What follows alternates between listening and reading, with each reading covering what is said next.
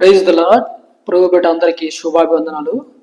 ఈరోజు దేవుని వాక్య సందేశం దానియేలు గ్రంథం 12వ అధ్యాయం 3వ వచనం.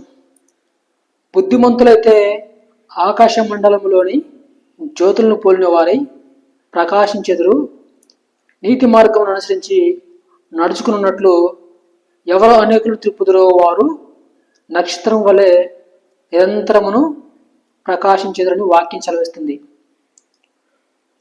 బుద్ధిమంతులు ఎలా ఉంటారంటే వాక్యాన్ని విని వాక్యం చెప్పినది చేస్తారు. వాక్యం ఏదైతే చెప్తుందో అది విని దాన్ని అమలుపరిచితే వారు దేవుని దృష్టిలో బుద్ధిమంతులుగా మార్చబడతారు. ఈ లోకంలో బుద్ధిమంతులు కావడానికి చాలామంది మనుషుల ఎదుట నటిస్తుంటారు. అలాగా వాళ్ళ క్రియలను మనుషుల ఎదుట చేస్తూ ఉంటారు. అది మనుషుల దృష్టిలో బుద్ధిమంతులుగా ఉండొచ్చు, కానీ దేవుని దృష్టిలో బుద్ధిమంతులుగా ఉండలేము. దేవుడు హృదయాలను చూస్తాడు కాబట్టి ఆ హృదయంలో నీతి ఉందా, నిజాయితీ ఉందా అనేది దేవుడు చూస్తాడు.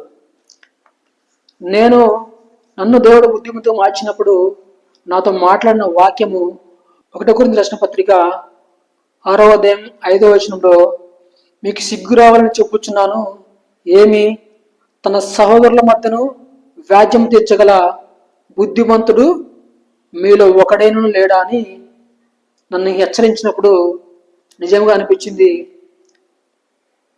అంతకుముందు బుద్ధినత నడుచుకున్న నేను ఈ వాక్యం విన్నప్పుడు నన్ను నేను విమర్శ చేసుకొని ఆ వాక్యాన్ని విని ఆయన చెప్పింది చేసినప్పుడు నిజంగా దేవుని దృష్టిలో నన్ను బుద్ధిమంతుడిగా మార్చాడు.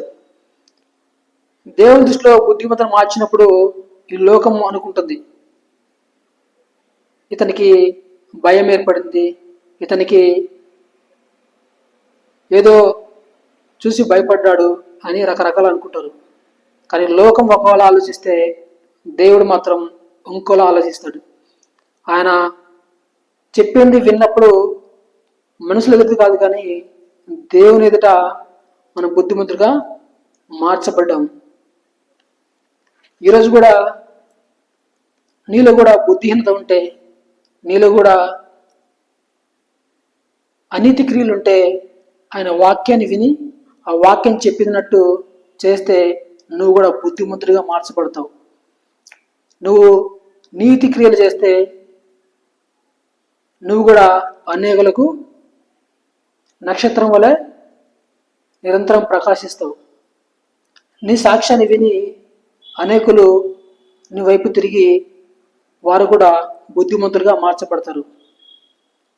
ఈరోజు ఈ వాక్యాన్ని ఇలా చేర్చుకుంటే మనం కూడా బుద్ధిమంతులుగా మార్చబడతాం.